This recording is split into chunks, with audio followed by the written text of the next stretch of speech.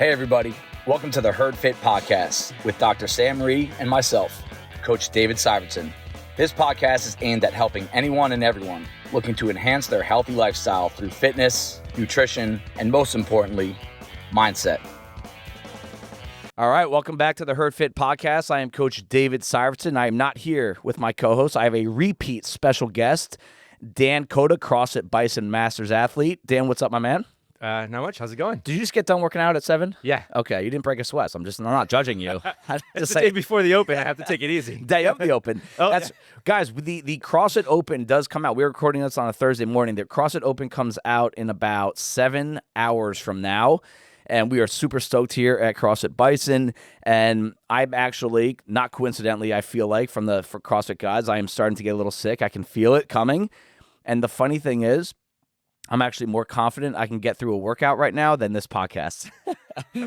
So just for the sake of time. So I'm going to do my best to get through it.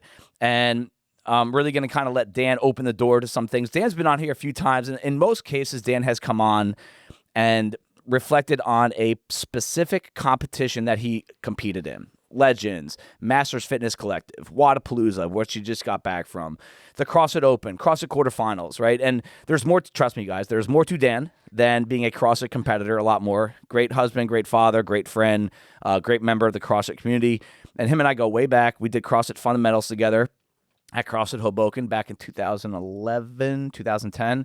And we were in that same class. We started CrossFit together, which is always a cool thing. Every now and then we share old videos or pictures of each other, and it's somewhat embarrassing, but also somewhat cool to see how far we've come.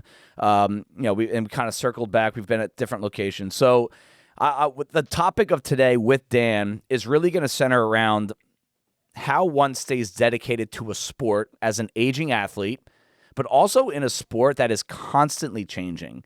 And everything from standards of a handstand push-up to the format of the sport season, to different competitions that come and go, local and travel. So I really want to pick Dan's brain on, for the sake of you, to really find out what it's like and what he goes through mentally, emotionally, physically to get to where he is. So Dan, the first question, I want to dive right into this. What is your why? What has been your why? And how often does that change? Yeah. I think this is super important to anybody to figure out on their own. It's something that took me a while to think about. This is, I love listening to podcasts throughout the years, and this was always a topic that came up, and I would always kind of dig into my brain and try to figure it out. Right now where I am in life, my why is definitely, my kids, showing them that anything is possible if you just keep trying and put in the hard work.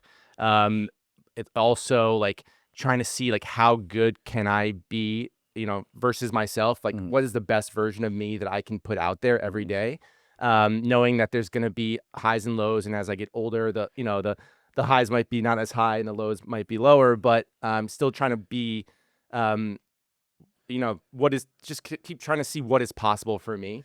Early days, it was very different. It was,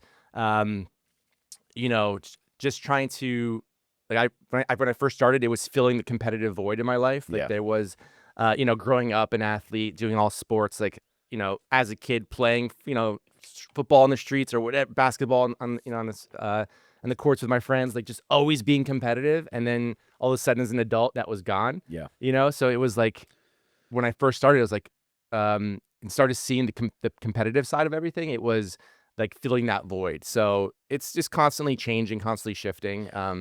I think now, obviously, as a father, like it's much easier to just stay rooted in that. Yeah, and I do think it actually does. In some ways, trying to be competitive as a parent it's from the outside, it looks tougher, but honestly, inside, it actually is easier because you always have something to look at tangibly to say like, hey, this is why I'm doing this. Like he's watching me both at home and how I react to good and bad. And, you could see your performance go up and down. And at the end of the day, I think most kids don't actually care about that. Like you could even go lie to them and say, hey, I came in first place. And you really came in last. They'll believe you.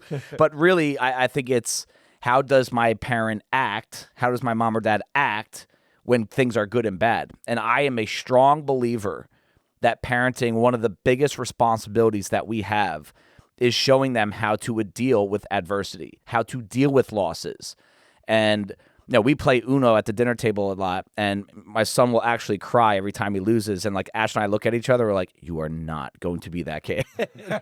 But all kidding aside, kids pick up on everything. Everything. Yeah. And if they're here and in our sport, and as you get older, there aren't that many opportunities to compete. You know, you can enjoy men's league and stuff in that, but like those are few and far between. A lot of them suck, and a lot of them are at late at night.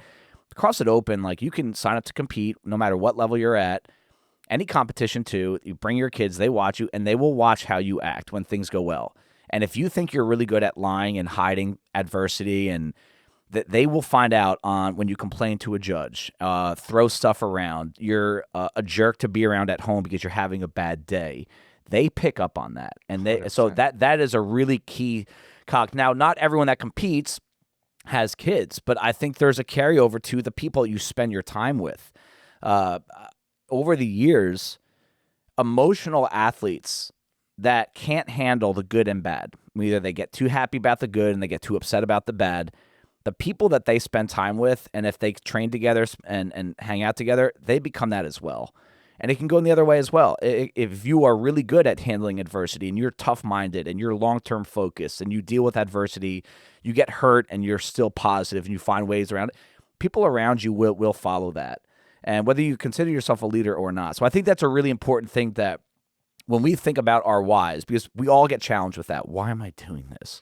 Why am I doing this 60-minute EMOM? Why am I trying as hard as I can to get 3 more reps or 7 seconds off a score? There are often deeper meanings behind it than what your actual score is. And I think that's really important for everyone to understand. Now, when you compete, Dan, you know, and be honest about this, are you competing for you, or are you competing for your girls, for your wife, for your family, for your gym? And I know the answer could be both. But when you're here, you're hours away from the Open, and I know what your goal is, and you have a really ambitious goal with this stuff. Is it for you, or is it for others? Kind of touch on that a little bit. Yeah. This is an interesting topic because it has to be kind of both if you want to succeed. Yeah. There has to be a selfish endeavor in it all because it takes a lot of work to be at a high level in this, or high level at anything that you do. Is like there's definitely a section of your life that needs to be solely focused on that. Mm-hmm. So that takes away from other parts of your life. But I think that a big part of what I've come to love about this is like trying to be an inspiration to other people. Yeah, absolutely. And you are trying to excuse me, trying to show as I'm aging up that I'm still like performing well, and that we're breaking in this gym and in these walls, we're breaking social norms, right? Yeah, absolutely. Like everybody seems to think that oh, I'm 40 now, I can't be doing handstand walking, I can't be lifting weights like these younger kids, but I'm trying to show that like you can do that. Yeah. So I think it's like those two things kind of together. Yeah, that's a great answer. And I'll say it because it's an uncomfortable thing to say. Like, I'm an inspiration. Like, I'll say it. You are. Like, I'm a coach of yours, a co-athlete of yours, whatever you want to call me. You inspire me. And I know other people in this gym are inspired by you too, because I've, over the years, have had so many people say, like, how does he keep doing it? Like, and it's just like one of the most complimentary things you could say to someone is that they're consistent. That they're not up and down. They don't compete for this year and then take off 3 years and then they try to get it back. It's like it's admirable, and you can try to do that. But I think the most admirable trait in a competitor is the one that sticks to it, because you go through different phases of life and your career and your family and just some of your motivation levels, your outlooks on everything, and it's really easy and common to just take a step back just because things are not ideal in the moment. But the consistent people, the Dan Codas of the world, yes, their performance may go up and down, but there's still that underlying base level to their pyramid that says, hey, I am still trying to move that needle. And I think one of the issues that a lot of competitors have, and I want to get your feedback on this, is that they're always trying to get better. And I know we all have that get 1% better every day. Like, I get it. I've said it. I've thought it. It's not happening. You're not getting better every day. But one thing I think we can strive to be is trying to, as you get older, if you can just stay where you're at for as long as possible, I think that alone gets you better. So talk about this, like, you have different cycles throughout the year where you're really pushing, you're dialing it back. You're focusing on strength, you're focusing on gymnastics, you're focused on engine. Can't do it all at once at all the time, right? Touch on the idea of, as I get older, things get tougher, but if I can stay in my lane, if I can outlast other people, that is where the cream will rise to the top eventually. You just don't get to decide when that happens. Yeah. Yeah, it's funny. My ultimate goal in all this is to, one day become a CrossFit Games athlete Yep. at, the master stage. Yep. And when I first started, that was impossible in my head. Yeah. Even, I remember I had a conversation with, Mike Delator, one of the coaches here at CrossFit Hoboken, like maybe my second year when I was just starting to be more competitive in local competitions. Yep. And I was like, what do you think like a masters athlete needs to snatch in order to be at the games? And he's like, I don't know, like at least 185. I'm like, what? It's like I can do, 115 at the time. And that was, I remember trying 135 in the open, and it was basically deadlifting it. It wouldn't even come across, like even close to my chest. And but I think that it's trying to get rid of that ultimate goal. Like you can't, like there could be that is always in the back of my head. The most ambitious goal. Yeah, but that can't be what I'm fighting for every day, what I'm pushing towards every day. Otherwise, it's just going to seem impossible. Mm-hmm. I do this in my work as well. I'm a video editor, and day one, I walk onto a project, there's hundreds of hours of footage, and I'm like, oh my God, I have to like go through all this. How is this going to be possible? But just, it's kind of what I learned in the gym was, take what can I do today to, improve on today, whatever it is. If I'm not feeling well, at least if I can get to the gym and move a little bit, that's still a win for me. If I'm feeling good, and I can try to, we've been doing a little bit more snatching lately, and it's awesome is that I've been hitting 185 kind of regularly lately. What did you hit at the Masters games this year? So I was in Alabama. I was 185 twice, Yep. and then I got to the 205 bar, which would have been a PR. Yeah, and I got it overhead. Oh, I had the picture. I have the picture. Remember? Yeah, the picture looks like I got it. You did. You got it. But I think that a big part of it is just like is to learn to be disciplined in what you're trying to do, and not focus on the big outcome, the big scary end of it all, and focus on just learning to love the journey of it all. Yeah. If you can love the journey, then nothing else is going to get in your way. Like I just love coming to the gym every day, right, on good days, on bad days, when I'm feeling good and not. Like I just love coming in this room. A lot of it has to do with the people I'm coming to see, and and all of that. But yeah, learn to love the journey. That's process over results. I haven't felt more in love with a statement over the past 5 years than that. It's because I've always been result oriented, and I think I always will be to a point, but the journey in getting there is where the money is made. That's where your success is found, because looking at just the tip of the iceberg, you're not realizing how much is underneath what that tip is. Kind of just, it's foolish, and in some ways it's ignorant to only look at the result. And anyone out there that is considering getting into the competing mindset, or getting to the CrossFit sport, or really just trying to find out what is your best version, what is your highest version, my suggestion is what Dan and I have both done, is you go after the loftiest goal there is. You really have to, because it humbles you all the time, which I think being humbled is a huge part of life in general, but the CrossFit journey. And you see some people cannot handle being humbled at the gym. They just can't, and they leave. That is a huge, I would say, over half the people that stop CrossFit at some point they cannot handle the fact that the gym is humbling them. Because CrossFit is very performance centric, and you can't handle scaling. You can't handle going backwards. You can't handle fails. You can't handle not getting to a goal. And that's why a lot of people, they stop drinking the Kool-Aid at some point. And to me, that's a huge component to this, is having this goal that naturally humbles you, but it also can show you maybe what you're capable of. Because if you have not set your goal, your eyes on that goal, the most ambitious, making the games, being the fittest among the fittest, I bet you would have not competed at Wodapalooza. I bet you would have not qualified for Legends. I bet you would have not qualified for Masters Fitness Collective multiple times and done as well as you have there.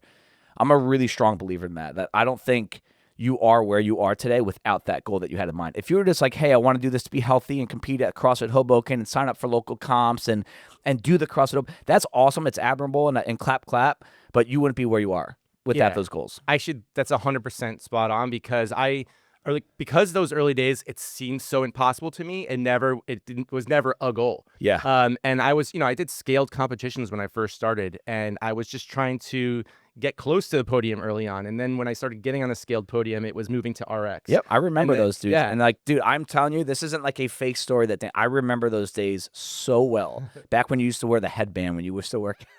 Yeah. Oh, no, it wasn't a headband. It was a bandana. You were a bandana guy. Dan Coda was a bandana, sleeveless shirt, basketball short, running shoe guy. I had the gym gloves with the cut off fingers. Oh, God. Those days are awesome to reflect on. But I do think it's important for everyone to just remember that it's okay to have a goal that you're probably not going to get. And you can take if you're not into this competing scene, you want to make your thing about weight loss or body fat percentage or, a certain score at a high rocks or a lift, whatever. I always tell people to shoot for something you probably cannot reach, because A, what if you can reach it? All right. And B, the amount of things that you're going to accomplish on trying to reach that almost untouchable level are things that you will never reach unless you're trying to shoot for something bigger. Yeah. So that's what I was going to say, is that once I shifted my perspective to like, you know what, I am going to try to be a games athlete. I am going to try that. Like all of a sudden I did start getting better, because now my goals were way higher. I had to do more to get there. Yep. And now it's like, talking to Rafi all the time, who's been on here several times. Yep. Moving my mental boundary so that now this is now achievable. It's like all of a sudden this past year, I went from just making Fitness Collective to all of a sudden I qualified for Legends and Wadapalooza. And, Wadapalooza, we were 6th in the qualifier. Like we made these, all of a sudden everything started opening up for me. And here you are competing next to Scott Panchik. Yeah. Which was seriously, like I'm telling you, dude, like that came from a lot of work, we know, but because your goals are so high. And that's something I think is so relatable. And I think another thing that makes you a really attractive guy from a CrossFit perspective, to be around, train around, coach, work out with, just have a part of the community, is that you're a normal dude with a job and family, and you're not here 7 hours a day. You don't come back at night and do your second session all the time. You're not waking up at 3 a.m. and eating kale and protein shakes with hard-boiled eggs. You are a normal guy. I've gotten out and I've had drinks with you. Our kids have hung out together, and what you're doing, it is so obtainable, but it requires the consistency. And I don't think there's a person in our gym that's done it for as long as you at the level that you've done. And you continue to get better as you're now getting into your 40s. So that's a pretty cool thought. Appreciate that. Now, we just talked about moving the needle. Dan's moving the needle internally. But one thing that makes competing in this sport really difficult, and it can get frustrating at times, we've both been frustrated, but you kind of have to roll the punches, is how often CrossFit moves the needle. And especially in recent years, there have been so many changes over the past 5 years in CrossFit, both at the top and the sport and the community, even here at Bison, to be honest with you. And can you reflect on what it's like to pursue something? We just talked about your North Star, what you're trying to pursue, but the fact that all these components around that North Star continue to change, does that, be honest about this, does it ever take wind out of your sail? And yes or no, and why or why not? Yeah, it's interesting. There was a point where I was obsessed with just the games, like following the athletes. Like I loved it. Like watching all the behind the scenes. Yeah. I watched everything. Yeah, same. You probably looked at it like, ooh, this editing is not good. And I around 2018, I think, is when Glassman got rid of regionals. Yep. And things started shifting, and I was like, this is not great. I remember, like, I think that year going into the Open, it wasn't as exciting anymore. Yeah. I never had visions of going to regionals. That was not, like, I was always past in the Masters side of it. Yeah. But there was like an initial like step back of like things are changing. But then I've started realizing that the one constant in CrossFit season is that it's always changing. It's always going to be different. Mm-hmm. And I started to focus on myself instead of focusing on everything else. Right. And once I started doing that, that became exciting again. Like I started looking at myself. What was cool is like when they switched the masters from 40 to 35. I think that was my 35 year. So it was cool. It's like, oh, cool. Let me see where I land. Yeah, that's awesome. And I did well, and all of a sudden the master, the AGOQ, which was the top 200. Yep.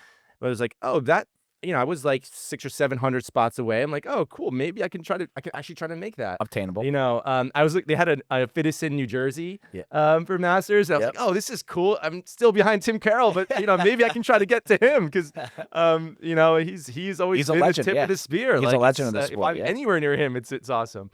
I started just shifting my focus, and also like the open. It's always been, if you have a great gym community, like that's where the fire is. That's where it's the best part of it all. The open should be. I just did a beginner session with someone. She's at her first classes today. I'm really excited for her, and I'm actually gonna try to get her to sign up for the open. Nice. In that, the open it can be everyone's North Star. And Zach Forrest, I don't remember. He's a former games athlete. He's owned a bunch of gyms. He works for Push Press now. So I want to make sure I credit him with these words, but I read something on his story last night that just resonated with me. And he said, you train as CrossFitters, all CrossFitters, not some, all. You train daily/weekly workout, right? Test monthly, meaning, bicep benchmark, a lift that we're working on. Every year you compete. That's all CrossFitters. And what he means by that is you should be doing the open. Every year you should compete, whether you're happy with yourself or not. And I'm not going to get into the protesting type stuff. Like I'm not doing the open XYZ. That's a different discussion. I'm talking just about as a physical athlete, you should compete every single year. And if you are anti CrossFit Open, anti testing yourself in this realm, hey, go do a 5K every year. Compete in something physically every single year, because I think it holds you to accountable and it gives you a North Star to answer your, why am I doing this? All right, well, there's your answer. It's always going to be your answer. And to walk away from it, you lose that North Star. And when you lose your North Star, you lose direction. And it's funny, that thought just came to my head. I had an email back and forth exchange with a former member, and it was all positive. It was just a back and forth a little bit of losing direction as a CrossFitter. Like, hey, like, why? And I get it, dude. This stuff is hard. It can hurt sometimes. There are movements you get embarrassed by, or they actually physically hurt, and you're sitting there doing them. Why? Like, why do I need to work on mobility? Why should I pay attention to what I'm eating? Why should I pay attention to pacing, Dave? Why do I need to go over the push press with a PVC pipe for the 800th time in 9 years when I know how to do it, right? The North Star. If you have the North Star, you will always have direction. And when you lose all these variables around the North Star, the quarterfinals going from 10% to 25% to 2%, from top 200 in the world to regionals, team, individual, all these things are moving around you. I actually think it's a personal test.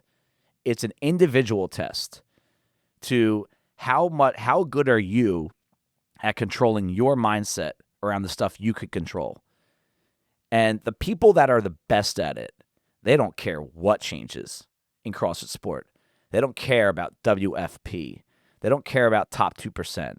They are so dialed in. They're so locked in to what their goals are. And I'm telling you this right now, both in the past, in this current state of Bison and CrossFit right now, and in the future, the people that do the best, that's the trait they're all going to have. Not their squat, not their muscle-ups, not their nutrition, not their sleep patterns, not their hydration. Do they control what they can control? Do they have full grasp on that? Or they get distracted? So I'm going to tell you this. I'm about to freak you out, Dan. Okay? And all these people that are pursuing semifinals, all right?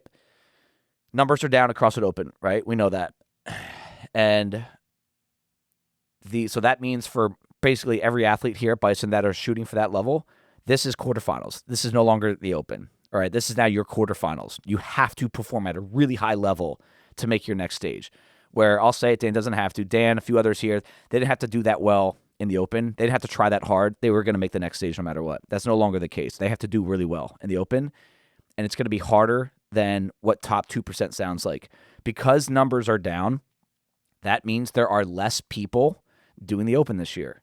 And most of the people that do well in CrossFit, they're still doing it. They're still pursuing. So all those people that made the percentages easier to hit, the people that didn't score as well as you, those are most of the people that are backing out. So top 2% to me is probably similar to what top 1% was in the past few years. And that, honestly, I know right now some people are like, oh no, that sucks. I'm going to get extra stressed out. Well, guess what? Control the controllable. Yeah. At the end of the day, it shouldn't change your mindset coming up.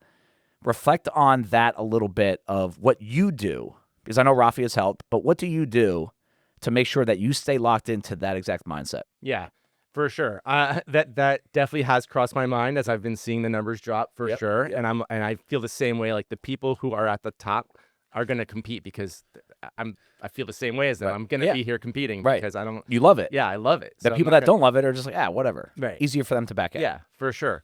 So, but that's definitely, I'm not putting any added pressure on myself. That's where I'm kind of trying to be, is like, I want to come, whatever the workout is, I'm going to come and do my very best. I've seen, a lot of things as we've been focusing on weaknesses this past like 6 or 7 months. Like I've been seeing that stuff get better. Stuff like, burpee box jump overs or just bar facing burpees, like the simple stuff that, that just is hard to get through sometimes. It is. Yeah. Especially fast. Yeah. I've been getting better at that. I know, handstand push-ups is still something that we're working on, and if it shows up, you know what? It's a good place to challenge myself. It's an opportunity to see, am I getting better versus myself? Like, am I seeing improvement? But I'm just trying to go into each workout and just want to feel at the end of it just proud of myself for what I did. That's awesome. And if I can do that, then I think I have a chance at that top 2%. But if I don't make the top 2%, it's also okay. Yeah. And that's the healthiest mindset to go in, because that's actually probably the way to perform the best, is not applying all the extra pressure to you. And we've been on both sides of that, both as a viewer and as an athlete ourselves. When you put too much pressure on yourself, you normally don't perform as well. And I think that's, try to, stay away from all these podcasts that are telling you to be nervous or all these thoughts creeping in your head. And that's where I think you can really start to lean on the community around you, is if you are by yourself in this and there's not that much support around you, or there aren't that many people in the room that are going through the same thing, you really can, you can suffer. And to me, part of what makes CrossFit special from a community component is that we suffer together. And suffering together is what makes the tightest bonds. It's not all the good in life. It's not all the good times. We went through stuff together. We struggled. And to me, like, I don't want to get over the top philosophical on it, but we are feeling the same way. I'm telling you this right now. Are we in the same heat tomorrow night? Yeah. I think we are. We're going to feel the same way. We're going to have to go to the bathroom 7 times in the last 15 minutes part of the workout. We're going to doubt ourselves. But that, to me, is what can bond us together, and I'm going to lean on that. I'm going to look at Dan before the workout and know he's going exactly what we just worked out last week together, the last couple of weeks for the open prep stuff, and like it helps me to know that he's there and that he's going through this thing. It actually helps me perform better, and I know that can be the case for other people as well. So as much as this can stress you out, all these changing elements to the sport and percentages and numbers and scores and ranks, I would encourage everyone to lean on your coaches and your community and your fellow athletes, because I think that can really help, get you the most out of yourself. Yeah, for sure. And it's getting rid of the external of like proving to other people, being a quarterfinals athlete was cool. Like, I'm the you post, absolutely, you can tell people about it. But really, the people outside these walls don't care at all. Right. And even the people inside, it's like, oh, cool, and then they forget about it 2 minutes later. Yep. And so if you can, keep that internal focus and want to do it for each other, and push each other, then that's really that's where the magic happens. Yeah, right? that's what the room is. Like it's I hope everyone can accept that it's not about us individually. It's about the whole room, and I think you will get the most out of that if you contribute to it. So let's wrap this up, Dan, with just kind of like a few options, maybe some advice for people that are thinking about getting into this kind of mindset or lifestyle. I do think it's a lifestyle if you want to compete. because there are things beyond the open. There are things beyond the quarterfinals, and we're going to announce something today. You know what? By the time this is released, we will have announced this already. So I'll say it on the podcast right now that the weekend of March 28th, we're running a Bison quarterfinals, which will be for the top 10%. We will use the CrossFit Games rank, so we are still going to run that here. And because we want to provide opportunities for everyone to compete. The Community Cup in June, which we'll shed some light on coming up, is for everybody. There's Wadapalooza, there's local comps. Maybe give some guidance, Dan, on how you go, because you sign up for everything. I mean, almost too much. Yeah. But no, kidding aside, give some, just shed some light on what it's been like for you to finding all these opportunities to kind of keep that fire lit. At the end of the day, it's really just for that end goal, but to try to find yourself, stimulation throughout the year. Yeah. I think, I think a big part of it is figuring out what level you're at now currently, and then trying to find something that is attainable on that level. So if you're just starting or you're a scaled athlete, going to a local competition and doing a scaled competition and, and trying to get better at that. And then just, keep moving the level up as you go. But ultimately finding the joy in what you're doing, figuring out why you want to do it, make it fun. This is no one here is a professional athlete. Yep. And what are you talking about? And just trying to keep that fire. You need to keep loving it. You need to keep having passion behind it, and that's always going to be shifting. And keep figuring out, a new reason why you want to be doing this, and yeah, just keep moving forward. Baby steps. That's the number one thing I think we could take away from that is learn to love it. The ups and the downs, the good and the bad. Fall in love with it, because it just makes it that much more. It makes it easier, honestly, to train when you come in and love it, and that's partially our responsibility as coaches and programmers to try to find that line of, hey, we're training to work through something, but we're going to try to make it as fun as possible. And we have people that are entering the competition space for the first time. We have some people that kind of are on the fence. They want to take it to the next level. Other people that want to get back into the game. I think all of these things that Dan has said over this episode can help give you a different perspective on someone that walks the walk. It's one thing for you to go read a post from an influencer or read from someone that doesn't actually do it. Dan's in the fight. And I think those anecdotal stories that he gave and the ups and downs, I think those are the most important things to take in if this is something that you want to pursue or you're not really sure how to mentally, because this is more mental than it is physical. It looks physical when you're seeing Dan do 25 toes to bar in a row and ring muscle-ups and snatching 205. It looks physical. But trust me when I say this, Dan's at where he's at now, and in a few years he'll be where he is because of what goes on between the ears. It's mindset. The physical will take care of itself if the mindset is there. We all have physical limitations, and again, control what you can control, but if the mind is there 24/7, 365, that and then and only then will you find out what you can actually do. So, Dan, it's been fun reflecting on this. Good luck in the Open. I hope you come in second place in your heat tomorrow night. And any parting words for anyone listening? I think, just, put something on the calendar to strive for. Keep that in the back of your head every time you're trying to make a decision that you're not sure of, or that, should I go to bed now? Should I have this drink? Should I eat this Twinkie? That those hard decisions on, every single moment of the day, it's going to get a little bit easier if you have something that you're striving for in the end. Awesome. Yeah. All right. Thank you, Dan. We will see you guys next week. Cool. Thank you, everybody, for taking the time out of your day to listen to the Herd Fit podcast. Be on the lookout for next week's episode.